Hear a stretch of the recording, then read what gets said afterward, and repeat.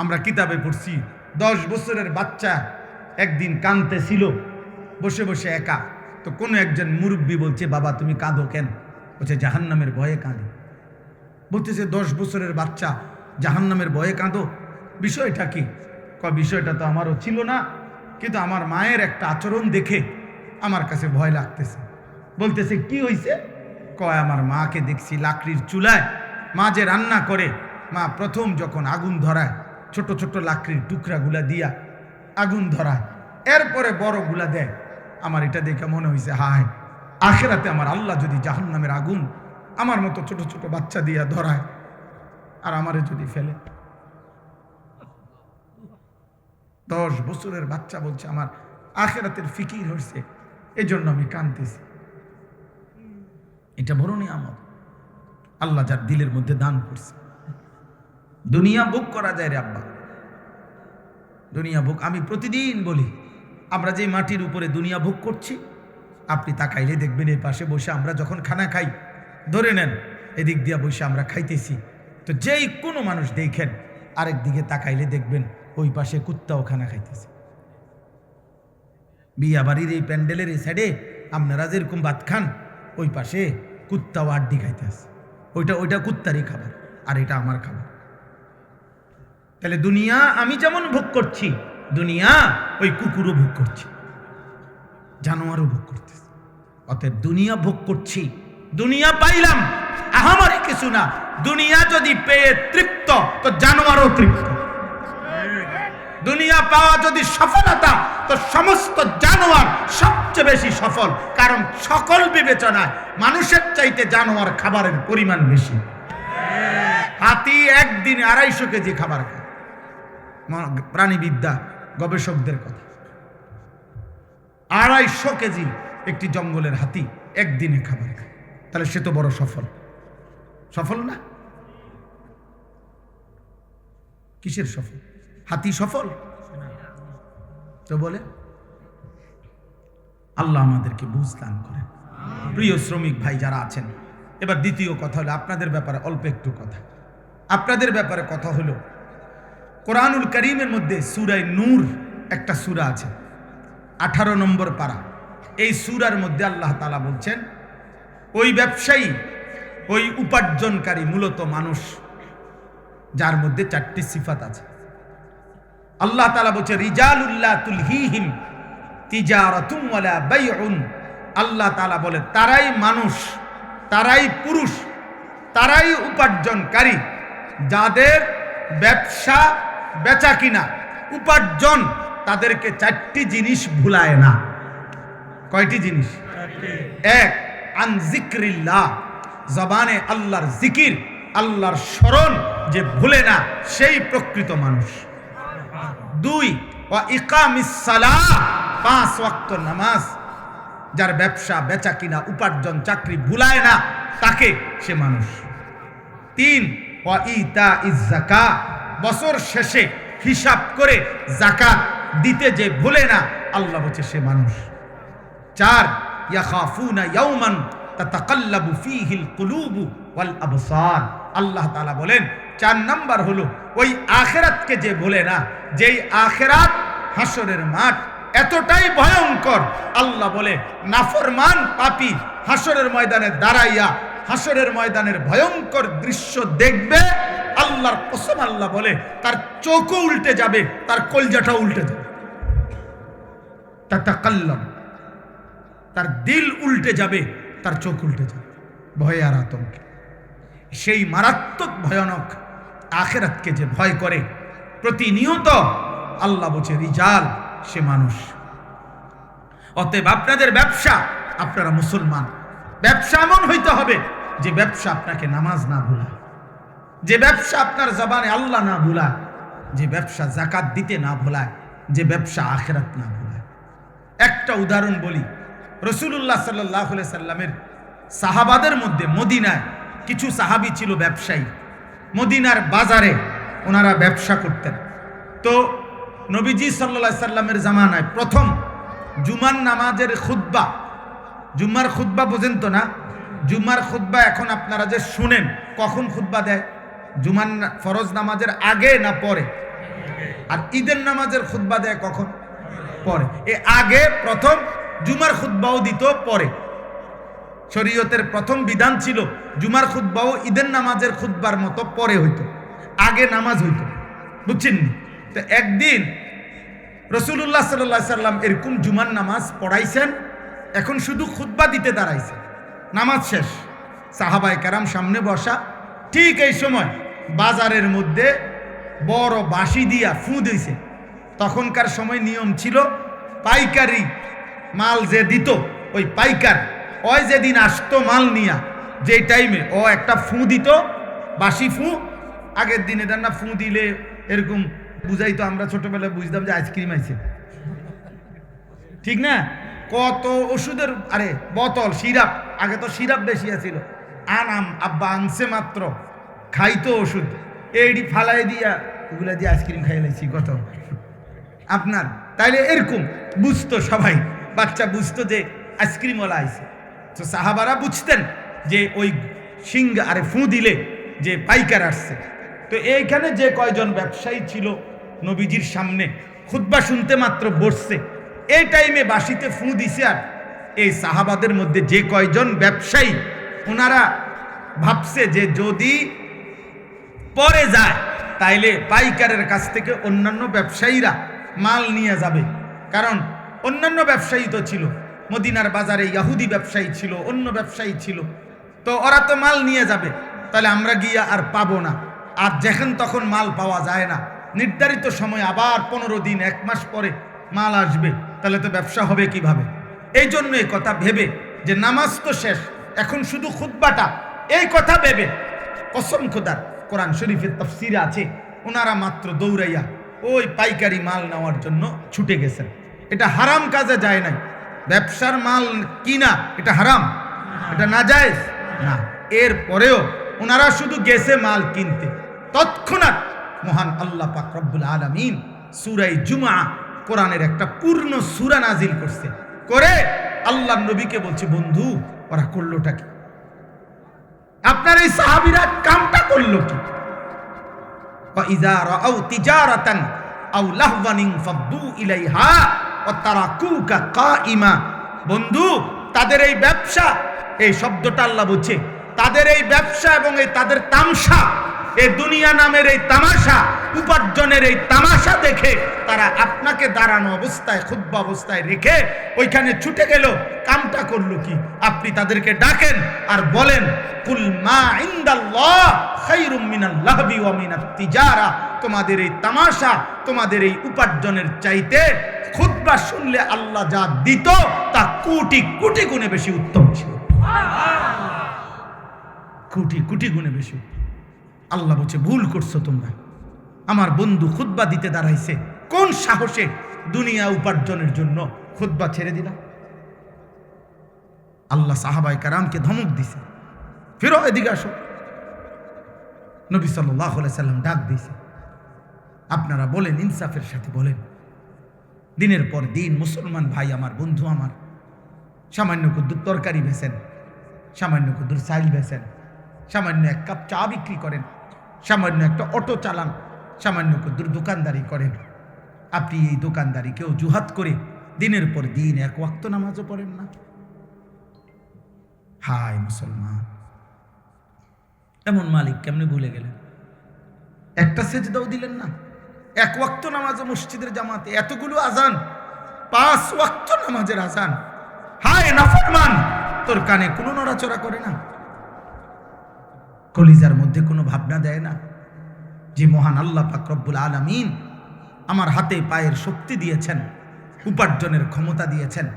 কোরআন শরীফে স্পষ্ট আছে, আল্লাহ তাআলা বলেন, প্রতিটা রাত আমি আল্লাহ ভোর বানাই, আলোকিত করে দেই, দিনটা বানাই আমি আল্লাহ। কেন? ওয়াজআলনান নাহারা মাআশা মাআশা। কসম খোদার, আল্লাহ বলে, বান্দা প্রত্যেকটা রাত ভেদ করে অন্ধকারের কালো চাদর সরিয়ে আমি আলোকিত একটা দিন এনে দেই তোমার জন্য, মাআশা, উপার্জনের জন্য, রোজগারের জন্য রোজগার। আমার বান্দা কামাই করবে, আমার বান্দা উপার্জন করবে, অন্ধকারে পারবে না। আমি আল্লাহ আলো না দিলে আমার বান্দা উপার্জন করবে কেমনে? মালিক বলে, ফেরেশতা অন্ধকার সরিয়ে দাও, আলোকিত ভোর এনে দাও, আমার বান্দা উপার্জন করতে যাইবে। যে মালিক আলোকিত ভোর দিলেন, আলোকিত দিন দিলেন রোজগারের জন্য, তুমি নাফরমান সেই মালিককে একটা সেজদা দিলা না।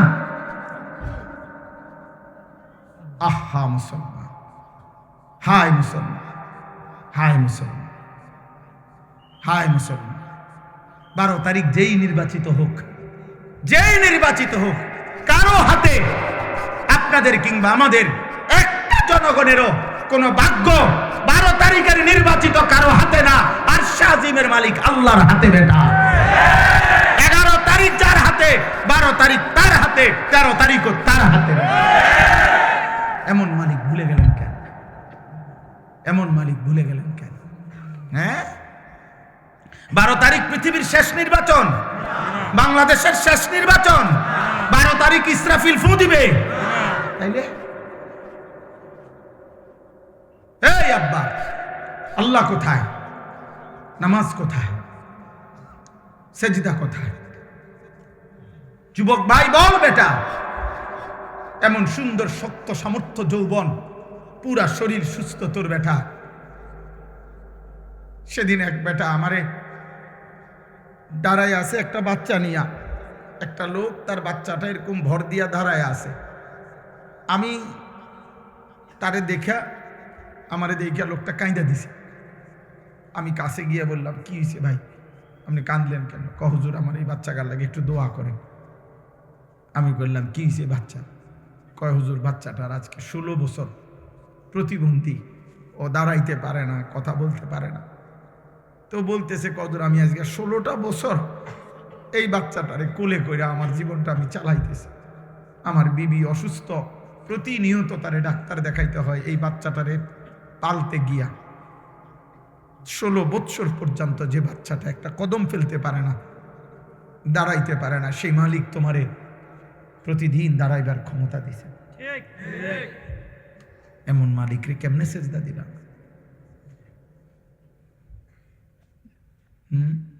আমাকে এরশাদ ভাইয়ের একটা বাচ্চা ছিল না, আমি বহুদিন বলছিলাম এরশাদ মিয়া তোমার এই বাচ্চা, তোমারে আল্লাহ বরকত দিবে, তুমি তারে আগলাইয়া রাখো।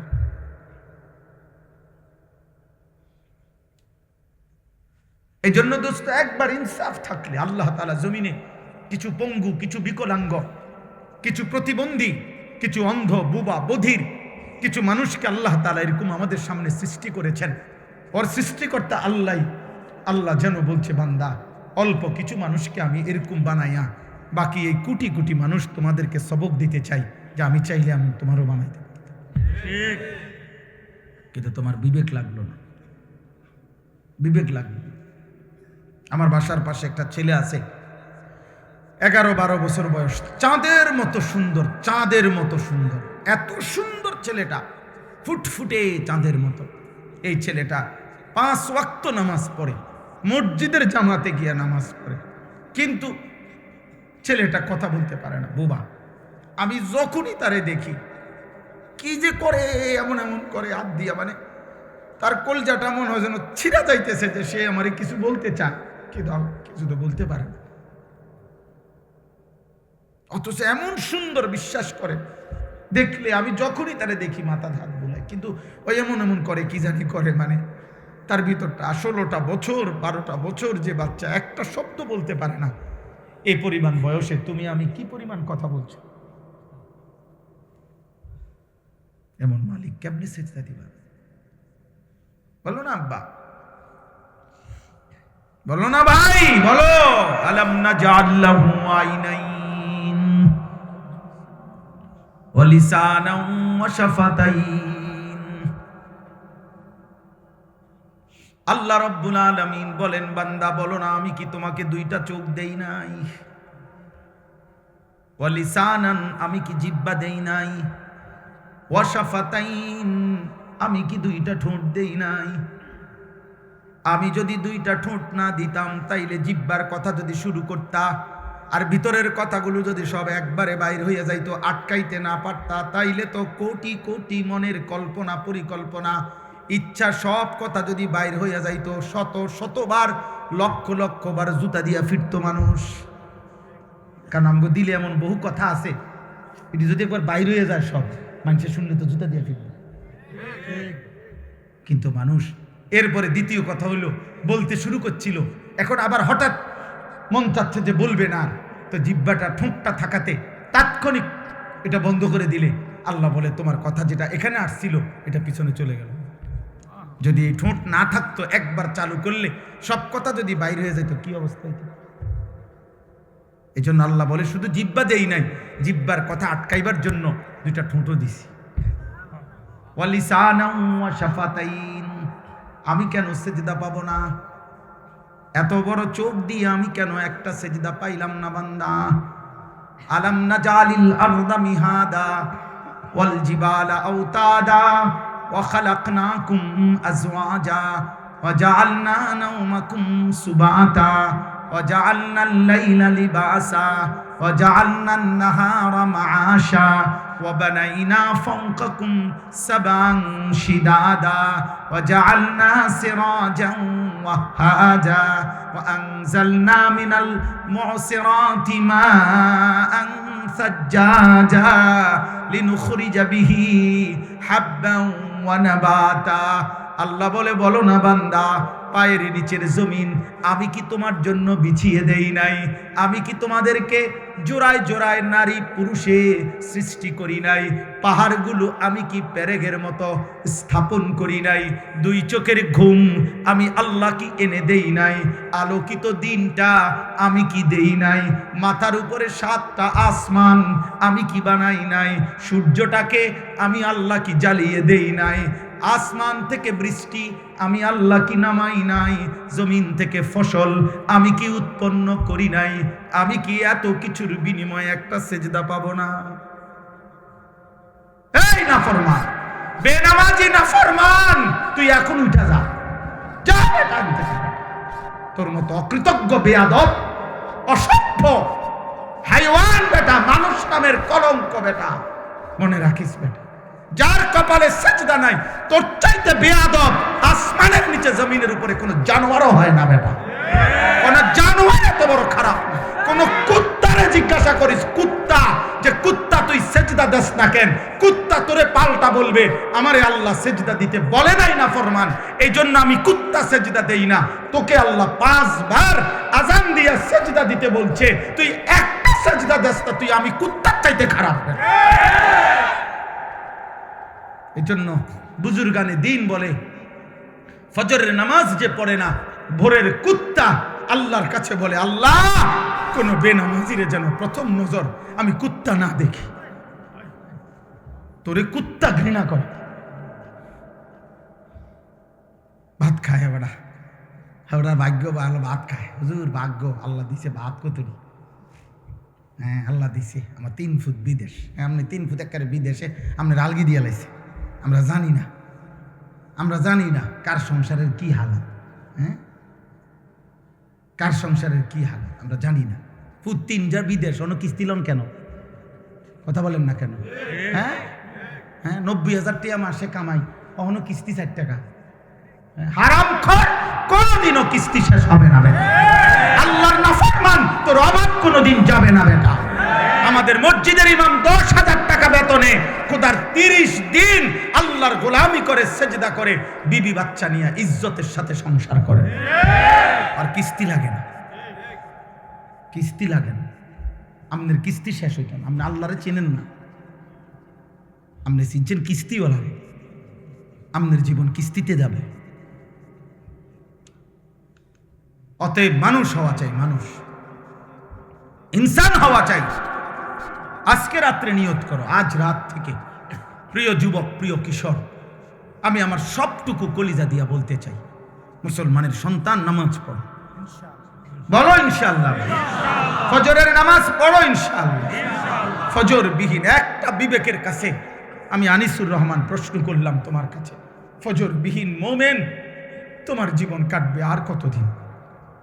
সেই ছোট্টবেলায় পড়ছি আমরা, ছোট্টবেলায় প্রাইমারি স্কুলে কবি নজরুলের কবিতা, আমরা যদি না জাগি মা কেমনে সকাল হবে।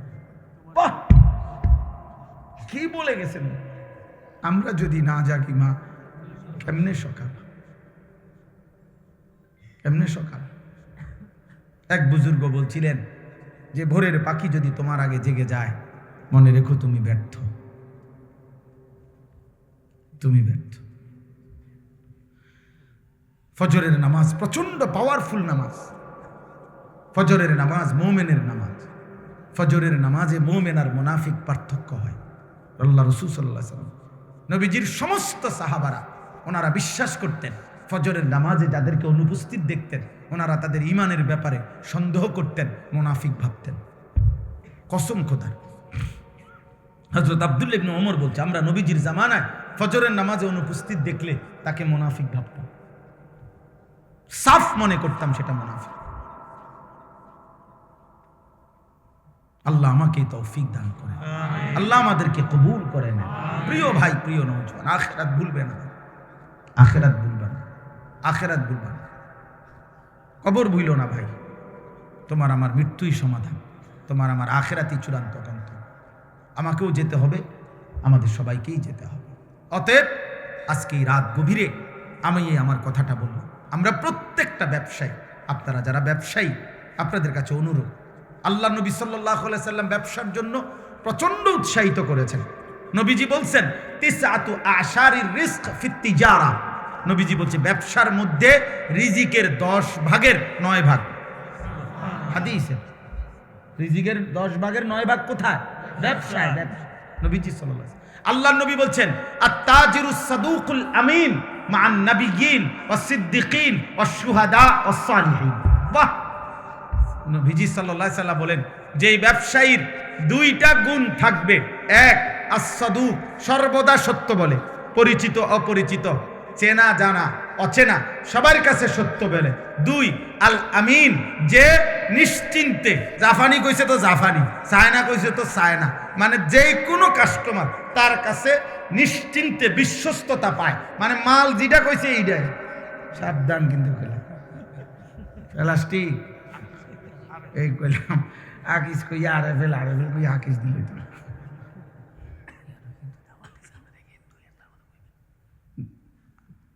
তাইলে এই জন্য বললাম যে প্রত্যেকেই এটা আল্লাহ রাসূল সাল্লাল্লাহু আলাইহি ওয়াসাল্লাম বলছে 2টা গুণ। সব কথা কি বলে? সত্য বলে আর বিশ্বস্ত। কাস্টমার আমাদের আপনার কুমিল্লা ক্যান্টনমেন্ট ময়নামতি সাবের বাজার একটা ওষুধের দোকান আছে। কদ্দুর জায়গা, ওষুধের দোকানটা জায়গা কম, কিন্তু আমার মনে তারা যদি 24 ঘন্টা না 48 ঘন্টাও খোলা রাখে, এটার মধ্যে কাস্টমার, মানুষের আস্থা। আমি ইন্ডিয়া দিল্লিতে ডাক্তার দেখাইছি, দিল্লির প্রেসক্রিপশন নিয়ে এই সাবের বাজারে ওষুধ নিয়েছি। হ্যাঁ, বুঝছেন না আরশাদ ভাই? সাবের বাজারে এসে ওষুধ নিয়েছি, এই ইন্ডিয়ার ওষুধ ডাক্তার। আমার আস্থা যে এখানে আছে, এবং আমার আস্থা ওই ঠকাবে না। রাত বিরাতে যে সময় যায়, এই যে আস্থা, নির্ভরতা, বিশ্বস্ততা, আল্লাহ রাসূল বলছে যে ব্যবসায়ীর মধ্যে এইটা থাকে, নবী ওয়াদা দিছে আল্লাহ তাআলা তাকে কিয়ামতের দিন নবী, সিদ্দিক, শহীদ, আল্লাহর নেক আউলিয়া কেরামের সাথে জান্নাতে তুলে দেবে, হাশরের ময়দানে দাঁড় করাবে। হ্যাঁ, অতএব আমি আপনাদেরকে মনে করাই, আল্লাহ নবী সাল্লাল্লাহু আলাইহি ওয়াসাল্লাম হাদিসের মধ্যে পরিষ্কার নবীজি বলছেন যে এমন কোন নবী নাই, প্রত্যেক নবী উপার্জনের জন্য মেহনত করছে। আল্লাহ রাসূল সাল্লাল্লাহু আলাইহি ওয়াসাল্লামকে জিজ্ঞেস করছে আইয়ুল কাসবে আতিয়াব, উপার্জনের মধ্যে কোনটা সবচেয়ে পবিত্র? নবীজি সাল্লাল্লাহু আলাইহি ওয়াসাল্লাম বলছে আমালুর রাজুলে বিয়াদিহি, ব্যক্তি তার হাতে কষ্ট করে যা রোজগার করে তা সর্বোত্তম। ওয়াকুল্লু বাইইন মাবরুর, এবং প্রত্যেক হালাল ব্যবসা সর্বোত্তম। হাদিস কয়টা শুনবেন আপনি? কোরআন থেকে শুনবেন কয়টা? রাসূলুল্লাহ সাল্লাল্লাহু আলাইহি ওয়াসাল্লামের হাদিস শুনবেন। আল্লাহ তাআলা আপনাদের প্রত্যেককে বরকত দান করেন। তাহলে আমার দ্বিতীয় প্রসঙ্গ ছিল এটা, যে আমি ব্যবসায়ী ভাই, আপনাদের অনেক, আমার এরশাদ ভাই সহ কেডা কেডা জানি কইল এই মাহফিলের ডেটটার জন্য অনেক। আচ্ছা, হ্যাঁ, মাশাআল্লাহ, আল্লাহ তাকে ঈমান দান করেন। জি জি, তো খুব বেশি আবদার করছে, বারবার বিরক্ত করছে। আমি কোনোভাবে মিলাইতে পারি নাই। যাক আলহামদুলিল্লাহ, দূর আল্লাহ আসবার তৌফিক দান করছেন। আল্লাহ তাআলা সকলকে কবুল করেন। তাহলে আমার বলার উদ্দেশ্য হলো যে আপনাদের ব্যবসায়ী ভাইদের কাছে আমার অনুরোধ, ব্যবসায়ী ভাইরা দয়া করে প্রত্যেকেই হিম্মত করে যান। যা আমার একজন আপনজন আছে, আমার একজন দুলা ভাই, আলহামদুলিল্লাহ কম পক্ষে 27 থেকে 29 বছর বাজারের বড় ব্যবসায়ী এবং বাজার ব্যবসায়ী সমিতির সভাপতি হয়েছে কয়েকবার। 7টা দোকান একসাথে চোখের সামনে, এখানে একটা, এদের সামনে 6টা মার্কেট আছে, অনেক বড় ব্যবসায়ী। কিন্তু পুরা মহল্লা, পুরা বাজারের ব্যবসায়ী সকলেই সাক্ষ্য দিছে। আমি নিজে বহুবার জিজ্ঞাসা করছি যে 27 বছরের ভিতরে উনি বলছে আমার জীবনে কোনোদিন জামাত ফৌত হয়েছে এমন কথা আমার মনে হয় না। কসম খোদা উনি বলছে, উনি এখনো বাইচে আছে। নামাজের জামাত, নামাজ না শুধু জামাত ফৌত হয়েছে, ছুটে গেছে, আমার এমন মনে হয় না। কিভাবে সম্ভব? এই উনার জিঙ্গান আপনি কিভাবে সম্ভব? আপনি যদি লাগে আমি মোবাইল নাম্বার দিব, আমি তো এনে আই সবসময় কোম্পানিগঞ্জ, তো আমগই বাজার, আমি তো এনে বিভিন্নখানেই বসি আইসা। অতএব আমরা প্রত্যেকে আপনাদের কাছে অনুরোধ, আল্লাহ তাআলা আপনাদের প্রত্যেককে আখিরাতের ফিকির দান করুন। ঈমান আমাদের শ্রেষ্ঠতম সম্পদ, কালিমা আমাদের শ্রেষ্ঠতম সম্পদ। আল্লাহ যার রব, মুহাম্মদ সাল্লাল্লাহু আলাইহি সাল্লাম যার রাসূল, ইসলাম যার ধর্ম, কোরআন যার কিতাব, খোদার কসম এই কায়নাতের সর্বশ্রেষ্ঠ নিয়ামত আল্লাহ তাকেই দান করেছে। দুনিয়া লক্ষবার পাওয়ার চাইতো কালেমা লা ইলাহা ইল্লাল্লাহ মুহাম্মাদুর রাসূলুল্লাহ, এই কালেমার কোটি কোটি গুণ দাম বেশি। কোটি কোটি, দুনিয়া 1000 বার না, আপনি দুনিয়া 100 বার পাইলেও দুনিয়া ছেড়ে দিতে হবে, ছাড়তে হবে কিনা? তো তাইলে আর এতবার পাইয়া লাভ কি? দুনিয়ায় মজার কিছু নাই, দুনিয়া উপভোগের কিছু নাই, দুনিয়া তৃপ্ত হওয়ার জায়গা নাই। কারণ আমি সেই আনিস 24 ঘন্টা আমার পাশে মৃত্যু তাড়া করে, অ্যাক্সিডেন্ট তাড়া করে, অসুস্থতা তাড়া করে। আমি প্রতি মুহূর্তে আমাকে ভাবতে হয় যে আমার মৃত্যু হবে, প্রতি মুহূর্তে আমার ভাবতে হয় আমার অ্যাক্সিডেন্ট হবে, প্রতি মুহূর্তে আমাকে ভাবতে হয় আমি অসুস্থ হয়ে যাব। তাহলে যার পিছনে মৃত্যু, অ্যাক্সিডেন্ট, অসুস্থতা সারাক্ষণ যার লগে লগে ঘুরে, তার আবার তৃপ্তি কিসের? তার আবার তৃপ্তি কিসের? তার আবার খুব বেশি আনন্দ কিসের? কোন রকম পারে না। কিন্তু জান্নাত, আল্লাহ তাআলা বলছে লা ফিহা গাউলুন, সুবহানাল্লাহ। আল্লাহ বলছে জান্নাতে বান্দা ঢুকবা, জান্নাতে 1 সেকেন্ডের জন্য একটু মাথা ব্যথাও হবে না, মাথা ব্যথা। লাহুম মা ইয়াশাউনা ফিহা ওয়া লাদাইনা মাজিদ। আল্লাহ বলে বান্দা জান্নাতে আমি বান্দা যা চাইবে তাও দেব, ওয়া লাদাইনা মাজিদ। আমার বান্দার চাওয়া শেষ হইলে আমি আল্লাহ নিজের থেকে আরো কোটি কোটি নিয়ামত দিতে থাকি। দেবই দেব, দিতেই থাক। জান্নাতে আল্লাহ দেবে। জাহান্নাম তার বিপরীতে কোরআনুল কারীমে আল্লাহ বলছে ইয়াউমা তুকাল্লাবু ওজুহুহুমুন নার। আল্লাহ বলছে বান্দা মনে রেখো, উত্তপ্ত কড়াই আর তেলের মধ্যে মাছ যেমনে এই পিঠ ওই পিঠ করে ভাজে, চাপ দিয়া দিয়া, আল্লাহর কসম আল্লাহ বলছে জাহান্নামীদের গাল, চেহারা, শরীর জাহান্নামের আগুনে এই পিঠ ওই পিঠ করে উল্টানো হবে আর পোড়ানো হবে। দয়া করে নিজের উপরে রহম করে। কেউ কাউরে মনে রাখবে না, স্বার্থপর এই দুনিয়া কাউকে মনে রাখে না। আমি আপনি মরে গেলে কেউর খবর নাই, কারো সময় নাই, কারো সময় নাই। ব্যস্ততম এই দুনিয়ায় সামনের সিএনজি অ্যাক্সিডেন্ট করলে পিছনের সিএনজি টাইম নাই, সাইডে দিয়ে যায় না। হ্যাঁ, সারাদিন আমি প্রায় বলি, সারাদিন যেই বাচ্চা কাচ্চারা বাবার মৃত্যুতে কাঁদছিল, বউ বাচ্চা মাগরিব পর্যন্ত কাঁদছে, দাফন কাফন শেষে রাত্র এসার পরে পাশের ঘরের থেকে ভাত তরকারি রান্দা আনছে, ওরা ঠিকই ভাত খায়। কারো হাতে টাইম না, স্বার্থপর এই দুনিয়া। দুনিয়া ধোকা, দুনিয়া ধোকা, দুনিয়া ধোকা। আখিরাত আসর। আল্লাহ আমাদেরকে তৌফিক দান করুন। এবার শেষ কথা হইল সকলের জন্য, আমার জন্য, আপনাদের জন্য, জওয়ান বুড়া সবার জন্য। শেষ কথাটা কি? শেষ কথাটা হলো মহান আল্লাহ পাক রব্বুল আলামিন প্রত্যেকটা ইমানদার মুসলমানের কাছে আল্লাহ তাআলা আমাদের কাছে একটা জিনিস চায়, সেটার নাম হলো তাকওয়া। সেটার নাম কি? তাকওয়া। তাকওয়া, ইত্তাকুল্লাহ, ইত্তাকুল্লাহ, ইত্তাকুল্লাহ, ইত্তাকুল্লাহ, ইত্তাকুল্লাহ। আল্লাহ বলছে আল্লাহকে ভয় করো, আল্লাহকে ভয় করো, আল্লাহকে ভয় করো, আল্লাহকে ভয় করো। এই আল্লাহকে ভয় করো এই কথার আরবি হলো তাকওয়া। আল্লাহকে ভয় করো, এ কথার আরবি কি? এ কথাটা কোরআনে আল্লাহ পাতায় পাতায় বলছে। এটা এত গুরুত্বপূর্ণ, আলাদা আলাদা করে আল্লাহ বলছে ইয়া আইয়ুহান নাবিয়্যুত্তাকিল্লাহ, হে নবী আল্লাহকে ভয় করেন। এই নবীজিকে আলাদা বলছে ইয়া আইয়ুহাল্লাযীনা আমানুত্তাকুল্লাহ, হে ঈমানদারগণ আল্লাহকে ভয় করো, আলাদা বলছে। আবার বলছে ইয়া আইয়ুহান নাসুত্তাকু রাব্বাকুম, হে গোটা পৃথিবীর মানব মণ্ডলী তুমি যেই মতের হোক না কেন, যদি আমি আল্লাহর পরিচয় জানো যে আল্লাহ বলতে, সৃষ্টিকর্তা বলতে, ঈশ্বর বলতে একজন কিছু আছে, তো খোদার কসম আল্লাহ বলেন ঈশ্বরকে মানো, আল্লাহকে মানো, রবকে মানো, সৃষ্টিকর্তাকে মানো। এরকম যেই মানো, তোমাকেই বলছি সেই রবকে, সেই ঈশ্বরকে, সেই সৃষ্টিকর্তাকে, সেই আল্লাহকে ভয় করো, ভয় করো, ভয় করো। এই জন্য আল্লাহকে ভয় করো, তাকওয়া। এই আদেশ নবীর প্রতি, এই আদেশ ইমানদারদের প্রতি, এই আদেশ সমস্ত বিশ্ব মানবতার প্রতি। কার পক্ষ থেকে বলেন না? কার পক্ষ থেকে? এখন এই তাকওয়া মানে কি? আল্লাহর ভয় মানে কি? আল্লাহর ভয় মানে দুই জিনিস, গুনাহ বর্জন, আদেশ পালন। এটাই কথা।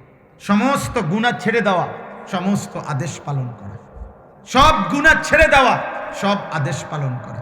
মহান আল্লাহ পাক এই কথাটাই কোরআনে বলছেন ইত্তাকুল্লাহ, ইত্তাকুল্লাহ, গুনাহ ছেড়ে দাও, আল্লাহকে ভয় করো, গুনাহ ছেড়ে দাও, আল্লাহকে ভয় করো, আদেশ পালন, আদেশ পালন।